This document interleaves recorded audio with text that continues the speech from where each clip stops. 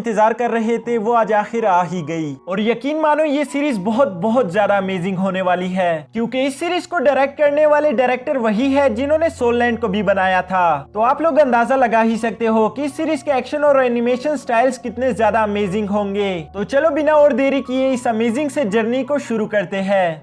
ये कहानी उस दिन की तबाही के साथ शुरू हुई जब दुनिया पर 72 डीमंस गॉड्स ने जन्म लिया। उसी दिन से डीमंस और इंसानों के बीच एक ऐसी जंग का आगाज हुआ जो कि इंसानों के लिए सिर्फ और सिर्फ तबाही लेकर आई।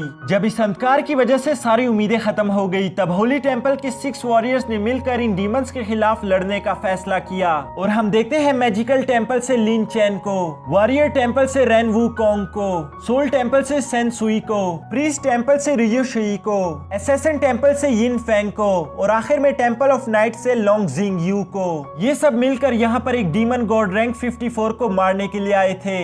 लेकिन वो डीमन गॉड काफी ज्यादा स्ट्रॉन्ग था, जिसकी वजह से इन लोगों को काफी ज्यादा मुश्किलें हो रही थी। ये लोग बारी बारी अपना हर एक पावरफुल मूव लगा देते हैं, लेकिन वो डीमन गॉड इनके हर एक पावरफुल अटैक को झेलते हुए इन्हीं लोगों पर भारी पड़ रहा था। लोंग जिंग यू ये देखता है कि हमारे सिंगल अटैक्स का इस पर कोई असर नहीं हो रहा, इसलिए वो सबको मिलकर अटैक करने के लिए कहता है। तो इसलिए ये 6 लोग एक फॉर्मेशन अटैक पैटर्न बनाते हुए लगातार उस डीमन गॉड पर हमला करना शुरू कर देते हैं। इन सब के कंबाइन अटैक्स की वजह से उस डीमन गॉड को संभलने का मौका नहीं मिलता, तो इसीलिए वो इन सबके हाथों मारा जाता है। इस डीमन को ये लोग मारकर काफी ज्यादा खुश थे, लेकिन तभी हम देखते हैं कि डीमन एम्परर अपने पैलेस से ये सब देख रहा था। वो गुस्से के साथ चलते हुए कहता है कि तुम डेविल की चीजों को कैसे तोड़ सकते हो, और ये कहते ही वो एक पोर्टल की मदद से इन सबके सामने आ जाता है। ये लोग उसे हैरानी के साथ देखते हुए कहते हैं कि ये तो रैंक 72 का डीमन एम्परर है। पर इन लोगों को ये बात समझ नहीं आती कि डीमन एम्परर आखिर यहाँ पर खुद क्यों आ गए,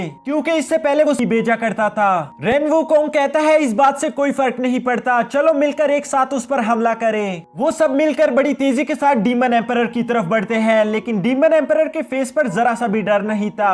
डीमन एम्परर अपनी एक उंगली से इतनी ज्यादा हाई एनर्जी निकालता है कि वो सब आकर सीधा जमीन पर गिरते हैं। डीमन एम्परर की एक उंगली की एनर्जी ही इतनी ज्यादा थी कि ये सब मिलकर भी उसे रोक नहीं पा रहे थे।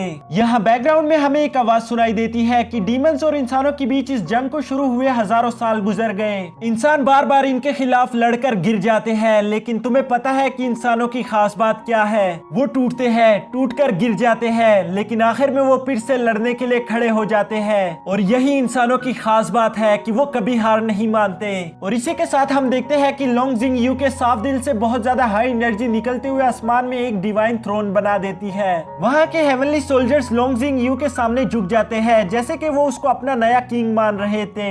लोंग जिंग यू को उस थ्रोन पर बैठा देखकर डीमन एम्परर कहता है कि मैं काफी इंप्रेस हुआ, लेकिन ये मुझे हराने के लिए काफी नहीं है। अब यहाँ लोंग जिंग यू भी काफी ज्यादा गुस्सा था। वो अपनी नई पावर्स की मदद से एक फॉर्मेशन क्रिएट करता है, जिसके बीच में से गुजरते ही उसके हाथ में एक डिवाइन सोर्ड और उसकी बॉडी पर एक गोल्डन कवच आ जाता है। लोंग जिंग यू काफी ज्यादा अलग और पावरफुल दिख रहा था। वो अपनी हेवनली आर्मी के साथ उस डीमन एम्परर पर हमला कर देता है। इस बार वो डीमन एम्परर अपनी 3 उंगलियों की एनर्जी की मदद से अपने आसपास एक कवच बना लेता है, जिसको लोंग जिंग यू या उसकी आर्मी के लिए तोड़ना काफी मुश्किल था, लेकिन फिर भी लोंग जिंग यू अपनी पूरी कोशिश कर रहा था। तभी डीमन एम्परर टेलीपोर्ट होकर लोंग जिंग यू के पीछे आ जाता है और कहता है कि तुम लकी हो कि मैं तुम्हें जिंदा छोड़ रहा हूँ, क्योंकि मेरा काम यहाँ पर पूरा हो गया। और ये कहते ही वो लोंग जिंग यू पर एनर्जी बीम से अटैक कर देता है, जिसकी वजह से लोंग जिंग यू का कवच टूट गया था। लोंग जिंग यू के कवच के टूटते ही वो बड़ी तेजी के साथ नीचे जा रहा था, लेकिन तभी वो बीच हवा में अपने कवच को रीजनरेट कर लेता है। वो बड़ी तेजी के साथ वापस डीमन एम्परर पर हमला करने के लिए जा रहा था, लेकिन डीमन एम्परर अपने ड्रैगन्स को लड़ने के लिए बेचकर खुद पोर्टल की मदद से वहां से चला जाता है। ये देखकर लोंग जिंग यू को काफी ज्यादा हैरानी होती है कि आखिर डीमन एम्परर यहाँ से ऐसे ही कैसे चला गया,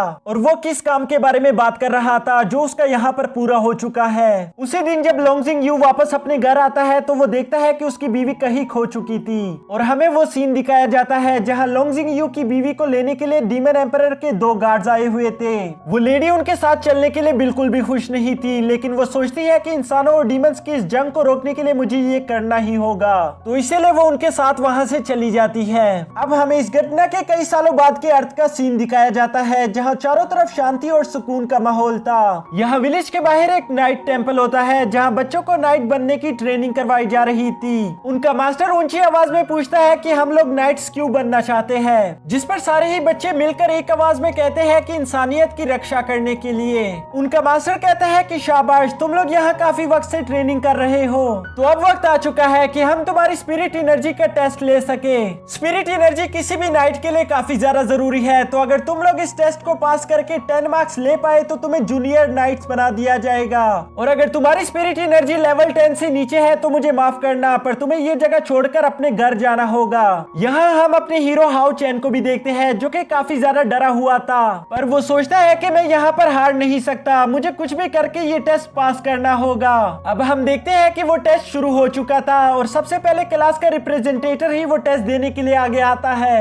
वो अपने सामने खड़े स्पिरिचुअल पिलर को अपनी सोर्ड से बहुत तेजी के साथ हिट करता है, जिससे मालूम हो जाता है कि उसकी स्पिरिचुअल पावर लेवल 13 की है, जो देखकर सारे स्टूडेंट्स और मास्टर काफी ज्यादा खुश हो जाते हैं और उससे कहते हैं कि मुबारक हो, तुमने टेस्ट पास कर लिया। और इसके बाद सारे स्टूडेंट्स बारी बारी आगे टेस्ट देने के लिए आते हैं, जिनमें से कई सारे फेल और कई सारे पास हो जाते हैं। अब सबसे लास्ट में हमारे हीरो हाओ चैन की बारी थी, जो आगे आकर उस स्पिरिचुअल पिलर के सामने खड़ा हो जाता है। हाओ चैन एक लंबी सांस लेकर अपनी तलवार से सामने खड़े पिलर को बहुत तेजी के साथ हिट करता है, लेकिन हम देखते है कि उसकी स्पिरिचुअल पावर सिर्फ लेवल 9 पर थी, जो कि काफी ज्यादा कम है। लेवल 9 स्पिरिचुअल पावर होने की वजह से वो फेल हो गया था, जो देखकर उसके दोस्त काफी ज्यादा उदास हो जाते हैं। अब उनके मास्टर कहते हैं कि जो लोग यहाँ पर फेल हो चुके हैं वो लोग अपने इक्विपमेंट्स और हथियार जमा करवा के यहाँ से चले जाएं। जो सुनकर हाओ चैन काफी ज्यादा परेशान हो गया था। वो बड़ी तेजी के साथ मास्टर के पास जाकर दूसरा मौका मांगता है, जिस पर मास्टर गुस्सा करते हुए कहते हैं कि इस टेस्ट को एक ही ट्राई में पास करना था, और अगर मैं तुम्हें दूसरा मौका दे दूं तो ये बाकी के स्टूडेंट्स के साथ नाइंसाफी होगी। हाओ चैन अपनी जगह पर फ्रीज होकर पूरे समय इस एक शीशी के बारे में सोच रहा था। दोस्तों, यहाँ मैं आपको बता दूं कि शीशी के अंदर एक तरह का लिक्विड होता है, जिसे पीने से स्पिरिचुअल पावर काफी ज्यादा बढ़ जाती है। यहाँ जो भी लोग इस टेम्पल में सीखने के लिए आते हैं उन्हें ये शीशी रोज पीने के लिए मिलती है, ताकि वो लोग अपनी स्पिरिचुअल पावर को बढ़ा सके। अब यहाँ हाओ चैन बहुत ज्यादा दुख के साथ उन फेल्ड स्टूडेंट्स के सामने घुटनों के बल बैठ जाता है, जो देखकर सारे लोग काफी ज्यादा हैरान हो गए थे कि आखिर हाओ चैन ये क्या कर रहा है। हाओ चैन उन सारे स्टूडेंट से कहता है कि प्लीज मुझे एक दूसरा मौका चाहिए, मैं यूं यहाँ से नहीं निकल सकता, मेरे लिए यहाँ पर रहना काफी ज्यादा जरूरी है। हाओ चैन को ऐसी हालत में देखकर वो सारे स्टूडेंट हाओ चैन के लिए वोट करना शुरू कर देते हैं। वो सारे स्टूडेंट मास्टर से कहते हैं कि प्लीज आप हाओ चैन को एक दूसरा मौका दे दीजिए, क्योंकि हाओ चैन काफी ज्यादा अच्छा इंसान है, इसने हमारी ट्रेनिंग में काफी ज्यादा मदद की है। यह क्लास रिप्रेजेंटेटिव जिसका नाम जियानहू है, वो भी मास्टर से कहता है कि प्लीज आप हाओ चैन को एक दूसरा मौका दे दीजिए, क्योंकि शायद आप ना जानते हो कि हाओ चैन ने नाइट बनने के लिए दिन रात मेहनत की है। उनका मास्टर दिल में ये बात सोचता है कि आखिर मैं ये बात कैसे नहीं जान सकता, मैंने खुद उसे सर्द रातों में प्रैक्टिस करते हुए देखा है। वो दिन से लेकर शाम तक लगातार प्रैक्टिस करता रहता था, यहाँ तक कि उसके हाथों में चाले भी पड़ जाते थे। पर मास्टर इस बात को सोचकर हैरान हो जाते हैं कि आखिर इतनी ज्यादा प्रैक्टिस करने के बावजूद भी उसकी स्पिरिचुअल पावर इतनी लो क्यों है। अब मास्टर कुछ देर सोचने के बाद कहते हैं कि ठीक है, तुम लोगों की यूनिटी देखकर मैं हाओ चैन को एक दूसरा मौका देता हूँ। वो कहता है कि हाओ चैन को जियानहू से लड़ना होगा, और अगर वो उसे हरा पाया तभी वो इस टेस्ट में पास कहलाएगा। इसके बाद तुम लोगों को भी एक एक और मौका दिया जाएगा, ताकि तुम लोगों के साथ भी इंसाफ हो सके।